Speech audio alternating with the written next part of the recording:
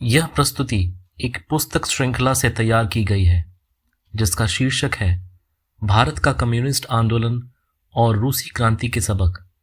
रूसी क्रांति के 100 साल श्रृंखला की आखिरी कड़ी।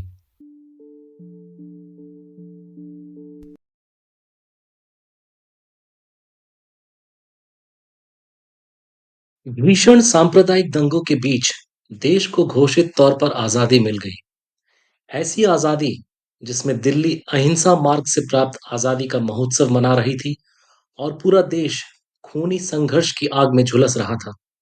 गांधी के नाम की कस्में खाकर राजनीति करने वाले उनके शिष्य सत्ता की विसात पर अपनी जीत की गोटी सेट करने में मशगूल थे और गांधी इन सब से अलग कलकत्ता के हैदरी हाउस के अंधेरे कमरे में पड़े थे, मानो अतीत के पापों का पश्चाताप कर रहे हों।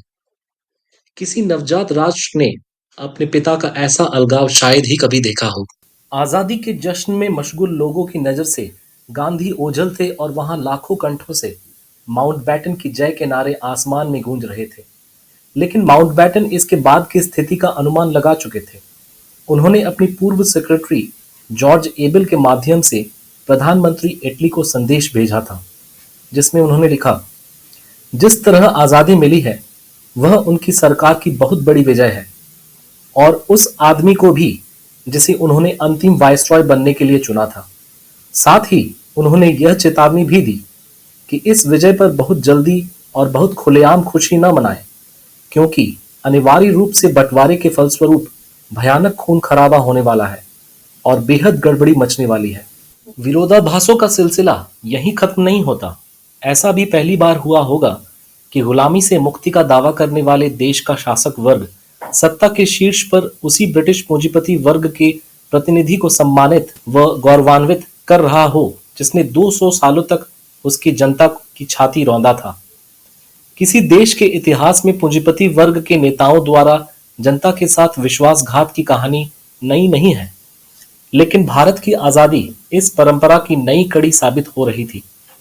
भारतीय पूंजीवाद के सबसे शातिल प्रतिनिधि जवाहरलाल नेहरू, जिन्हें भारत के कम्युनिस्ट आंदोलन के स्वर्णिम काल में समाजवादी के खिताब से नवाजा गया था, ब्रिटिश साम्राज्यवाद के सामने समर्पण कर चुके थे।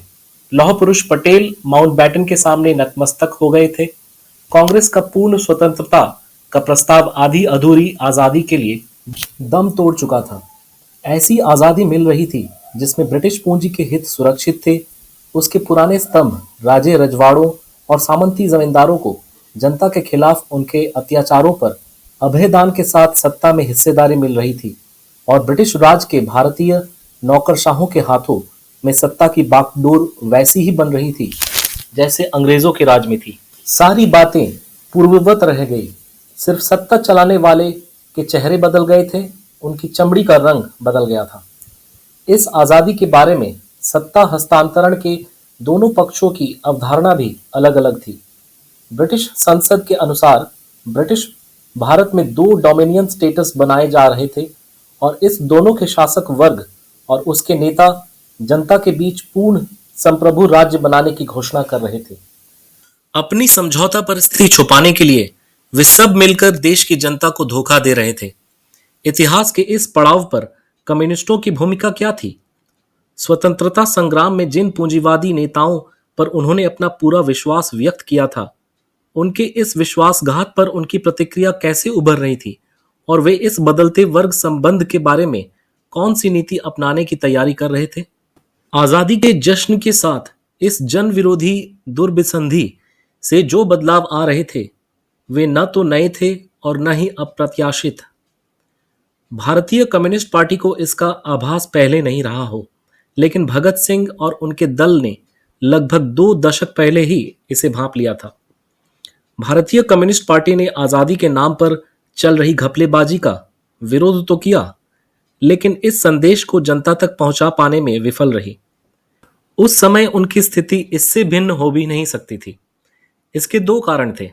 अतीत में कभी भी उन्होंने ब्रिटिश साम्राज्यवाद और भारतीय पूंजीवाद के बीच उभरते मधुर संबंध और इसके जन विरोधी चरित्र का भांडाफोड़ नहीं किया, जैसा कि हिंदुस्तान सोशलिस्ट रिपब्लिकन एसोसिएशन ने किया था। इसके विपरीत उन्होंने ब्रिटिश साम्राज्यवाद के खिलाफ संघर्ष में कांग्रेस को धुरी के रूप में स्थापित करने का काम किया और कांग्रेस के इर्द गिर्द जनता को गोलबंद करने में महत्वपूर्ण भूमिका निभाई। इसलिए राष्ट्रीय स्तर पर न तो उनकी कांग्रेस विरोधी साख बन पाई थी और न ही वे इस तरह की लचीली सांगठनिक संरचना का निर्माण कर पाए थे जो बदलती स्थिति के अनुसार तेजी से बदल जाए। इस स्थिति में यह आजादी झूठी है के नारे के बावजूद वे परिस्थिति के प्रभाव में बह जाने को बाध्य थे। दूसरा कारण इससे भी ज्यादा गंभीर था और उसका प्रभाव भविष्य के आंदोलन पर पड़ने वाला था। किसी भी क्रांतिकारी पार्टी के सर्वोच्च नेतृत्व मंडल को यह महारत हर हाल में हासिल होनी चाहिए कि वह समाज की वर्गीय संरचना, वर्गों के अंतर संबंध के बारीक से बारीक बदलावों को समझने में दक्ष हो, अन्यथा वह पार्टी सारे त्याग व बलिदान के बावजूद मार्क्सवादी होने का गौरव हासिल नहीं कर पाएगी। भारतीय कम्युनिस्ट पार्टी का नेतृत्व मंडल विकास के इस मोड़ पर भी विफल साबित हुआ। यहां भारतीय शासन व्यवस्था में आ रहे बदलावों को समझने व समझाने के तीन मुख्य बिंदु थे। साम्राज्यवाद तथा भारतीय शासक वर्ग के बीच के संबंध का नया आधार, भारतीय शासक वर्गों के बीच नेतृत्व का विवाद यानी दलाल पूंजीवाद सामंतवाद के गठबंधन में उनका अंदरूनी नेतृत्व कौन संभालेगा, और इन बदलावों के आधार पर क्रांति की राजनीति, रणनीति और कार्यनीति में बदलाव। पहले दो सवालों के जवाब में झूठी आजादी का रहस्य छुपा है, जिसके खुलासे से पता चलेगा कि आजाद दिखने वाला देश अर्ध गुलामी की अवस्था में कैसे फंसा है, साम्राज्यवाद की नीतियों का मुख्य निष्पादक कौन है, और तीसरे सवाल के जवाब से यह तय किया जा सकता था कि इससे निपटने के उद्देश्य से जनता को संगठित कैसे किया जाए और संघर्ष की नीति क्या हो। तब से अब तक का कम्युनिस्ट आंदोलन इन्हीं सवालों के चक्रव्यूह में फंसा है। अब तो कार्यकर्ताओं और जनता में यह आशंका पैदा होने लगी है कि पार्टी के नेताओं ने इन सवालों के जवाब खोजने की कोशिश भी कभी की या नहीं है, और यह आशंका निराशा का सबसे बड़ा कारण है। भारतीय कम्युनिस्ट पार्टी की पहली कांग्रेस 1943 से चौथी कांग्रेस 1956 तक की परिस्थिति का अवलोकन करने से इस सवालों के जवाब खोजने में मदद मिल जाती है। पार्टी की पहली कांग्रेस 23 मई से 1 जून तक बंबई में हुई। इसे इतिहास का संयोग ही कहा जाएगा कि जिस साल कमिंटर्न भंग करने की घोषणा हुई, उसी साल भारतीय कम्युनिस्ट पार्टी की पहली कांग्रेस हुई। स्वतंत्रता संग्राम के लिहाज से इस कांग्रेस की दूसरी विशेषता थी कि वह भारत छोड़ो आंदोलन के तुरंत बाद हो रही थी, जिसे इस संग्राम के इतिहास का महत्वपूर्ण मोड़ माना जाता है, और इसका उपयोग कांग्रेस को देशभक्त और कम्युनिस्टों को गद्दार घोषित करने के लिए किया जाता है। लेकिन इस कांग्रेस के दस्तावेजों में इस बिंदु पर बहस की कोई चर्चा तक नहीं मिलती। ऐसा इसलिए हुआ कि उस समय कांग्रेसी नेता तक यह नहीं स्वीकार करते थे कि उन्होंने आंदोलन का आह्वान किया था। फिर भी इतना तो साफ हो ही गया था कि दूसरे विश्व युद्ध के सवाल पर कांग्रेस और कम्युनिस्ट पार्टी में मतभेद था। इसलिए अपनी पहलकदमी पर इसका खुलासा लाजमी था कि इस मतभेद का वर्ग चरित्र क्या है, और इस आधार पर यह तय करने की जरूरत थी कि अगली रणनीति क्या होगी। इसी से मिलती जुलती स्थिति उभरी राष्ट्रीय और अंतर्राष्ट्रीय परिस्थितियों के मूल्यांकन में। अंतर्राष्ट्रीय परिस्थिति के बारे में उनका मूल्यांकन बिल्कुल सही था कि सोवियत संघ की जीत की शुरुआत से प्रभावित तथा कम्युनिस्ट पार्टियों द्वारा संगठित फासिस्ट विरोधी आंदोलन हर देश में तेजी से बढ़ रहा है। इन कम्युनिस्ट पार्टियों की अग्रणी भूमिका की सराहना भी अच्छी बात है, लेकिन इस सराहना से भी वह सवाल मजबूत हो जाता है कि भारतीय कम्युनिस्ट पार्टी अग्रणी भूमिका निभाने से कहां चूक गई। इस चूक का मुख्य कारण भारतीय पूंजीपति वर्ग और कांग्रेस पार्टी के वर्ग चरित्र की गलत समझ है। जैसा कि हम पहले भी कह चुके हैं कि इस दौर में पार्टी इस वर्ग को राष्ट्रीय पूंजीवाद का प्रतिनिधि समझती थी तथा कांग्रेसी नेताओं में डॉक्टर सन यात सेन की छवि देखती थी। इसकी झलक क्रिप्स मिशन की विफलता के विश्लेषण में दिख जाती है। इस विफलता की पूरी जिम्मेवारी ब्रिटिश नौकरशाही पर डालकर कांग्रेस को पूरी तरह दोषमुक्त करार दिया जाता है, जबकि प्रख्यात कांग्रेसी नेता अबुल कलाम आजाद की नज़र में जवाहरलाल नेहरू भी इस जिम्मेवारी से बच नहीं सकते थे। राष्ट्रीय संकट पर चर्चा के क्रम में पार्टी कांग्रेस का दस्तावेज 1942 की स्थिति का विश्लेषण करते हुए कहता है, कांग्रेस और लीग का एकजुट होकर राष्ट्रीय रक्षा के लिए देश की जनता को जगाने में विफलता का उन्होंने यानी अंग्रेजों ने भरपूर लाभ उठाया। उन्होंने असहयोग तथा संघर्ष के लिए कांग्रेस की धमकी का लाभ उठाया। उन्होंने ब्रिटिश और अमेरिकी जनता की नज़र में कांग्रेसी नेताओं पर दमन को उचित ठहराया। उन्होंने ब्रिटिश और अमेरिकी जनता में कांग्रेस की छवि पांचवें स्तंभवादी जैसी पेश की, जो राष्ट्रीय प्रतिरक्षा के लिए नहीं बल्कि जापानियों के साथ मोल तोल के लिए राष्ट्रीय सरकार चाहते थे। इसके बाद वे यह निष्कर्ष निकाल लेते हैं कि राष्ट्रीय नेताओं की गिरफ्तारी से संकट सतह पर आ गया तथा और गहरा हो गया। एक बार फिर कम्युनिस्ट पार्टी ने कांग्रेस की साम्राज्यवाद परस्ती को उजागर करने का अवसर गंवा दिया और इसका उपयोग कांग्रेसी नेताओं की छवि चमकाने के लिए किया। उनकी आलोचना के स्वर में इसी का बोध होता है जब वो कहते हैं, हमारे देश की दो महान देशभक्त पार्टियां यह महसूस करने के बजाय कि उनका सहज और परम कर्तव्य राष्ट्रीय रक्षा है, इसके लिए जनता को जागृत करना है, साम्राज्यवादियों द्वारा सत्ता सौंपने का इंतजार करती रही। इन पंक्तियों में इतना बोध जरूर होता है कि उनकी नज़र में कांग्रेस और मुस्लिम लीग जन संघर्ष की आग से गुजरना नहीं चाहते थे, लेकिन महान देशभक्त का दर्जा इतना भारी था जिसके नीचे यह सब दब गया। यह एकता और संघर्ष की नीति नहीं, यह बिना शर्त समर्पण की नीति थी।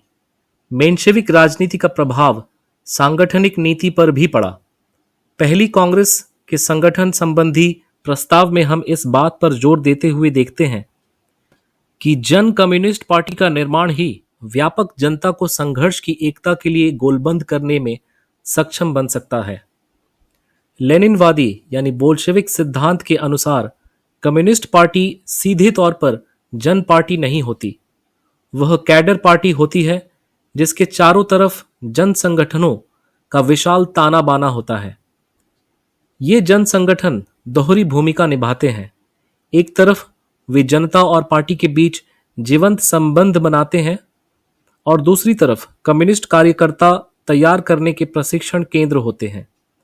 ऐसी जटिल सांगठनिक संरचना के बिना क्रांतिकारी संघर्ष का विकास असंभव है। अब इस मामले के दूसरे पक्ष पर विचार करें। उस दौर में कम्युनिस्ट पार्टी क्या कर रही थी और उनके कामों का नतीजा क्या निकला? निस्संदेह पार्टी ने अपनी पूरी ताकत फासिस्ट एजेंटों का भांडा फोड़कर आम जनता से अलग थलग करने में लगाई थी। इस काम के महत्व को उस समय की खास परिस्थिति में समझना होगा। करो या मरो का नारा देने के बाद कांग्रेस के एक भी देश के स्तर के नेता दिशा निर्देश और मूल्यांकन के लिए बाहर नहीं बचे थे। कांग्रेस सोशलिस्ट और थोड़े से कांग्रेसी बचे भी थे तो उनके पास इतने बड़े आंदोलन के सुनियोजित संचालन का सांगठनिक ढांचा नहीं था। इस स्थिति में स्वाभाविक था कि फासिस्ट एजेंट देशभक्ति का चोला पहनकर इसमें घुस जाएं। अयोध्या सिंह ने भारत का मुक्ति संग्राम में उस समय की स्थिति का विवरण दिया है। कलकत्ता में कुछ लोग यहां तक बढ़ चढ़कर बातें करते थे कि हिटलर राम, मुसोलिनी लक्ष्मण और तोजो हनुमान है, इन्हें कोई हरा नहीं सकता। ऐसे लोग आंदोलन में घुसकर तोड़फोड़ कर रहे हों तो आश्चर्य की बात नहीं थी। इस प्रकार यह आंदोलन पूरी तरह स्वतःस्फूर्त था और अनियंत्रित हो गया था। इस स्थिति में कम्युनिस्ट पार्टी ने पांचवें स्तंभवादियों को अलग थलग करने के लिहाज से उनका भांडाफोड़ अभियान अपने हाथ में लिया। इसमें उन्हें आंशिक सफलता भी मिली, जिसका मूल्यांकन दस्तावेज में इन शब्दों में किया गया। हम लोगों ने पांचवें स्तंभ और उसके विघटनकारी नारे का भांडाफोड़ तो किया, लेकिन राष्ट्रीय नेतृत्व की नकारात्मक व पराजयवादी नीति का खुलासा नहीं किया, जिसने उन्हें पांचवें स्तंभ के चंगुल तक पहुंचा दिया। पांचवें स्तंभवादियों का भांडाफोड़ करते करते वे उसकी सीमा भूल गए। पहली कांग्रेस में भविष्य के नारे और कार्यनीति तय करने में वे ब्रिटिश सेना से हाथ मिलाने की हद तक चले गए।